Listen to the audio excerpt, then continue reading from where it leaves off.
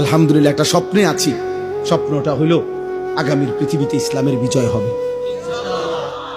আগামীর পৃথিবীতে কালেমার পতাকা উড়বে। ষড়যন্ত্র যেমন খুব গভীর, ইনশাআল্লাহ ইমানের বিজয়ও খুব কাছে।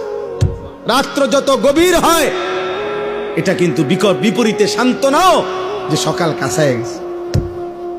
সন্ধ্যা বাজে 6টা, এখনো ভোর হতে অনেক দেরি, কিন্তু রাত বাজে গভীর 3টা রাতের, বোঝা যাবে সকাল কাছায় গেছে, আর 1.5 ঘন্টা বাকি।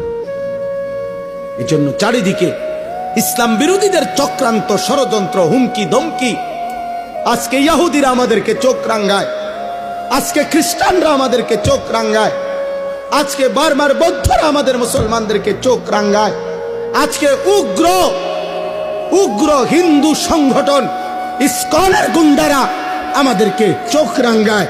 কিন্তু এটাও সত্য, এই সব চোখ রাঙ্গানি শেষ করে একদিন কালেমার পতাকা উড়বেই উড়বে ইনশাআল্লাহ। বিজয়ের পতাকা উড়বে, ইমানের পতাকা উড়বে, মাহদীর বিজয় হবে, দাজ্জালের পতন হবে, ইহুদির শেষ ব্যক্তিটারও পতন হবে, বিশ্বময় ইসলামের খেলাফত হবে।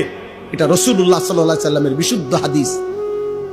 নবীজি সাল্লাল্লাহু আলাইহি সাল্লাম বলছে, যদি শুনে থাকো কিয়ামতের আর একদিন বাকি, তবুও বিশ্বাস রেখো উম্মত, মাহদী আসবে।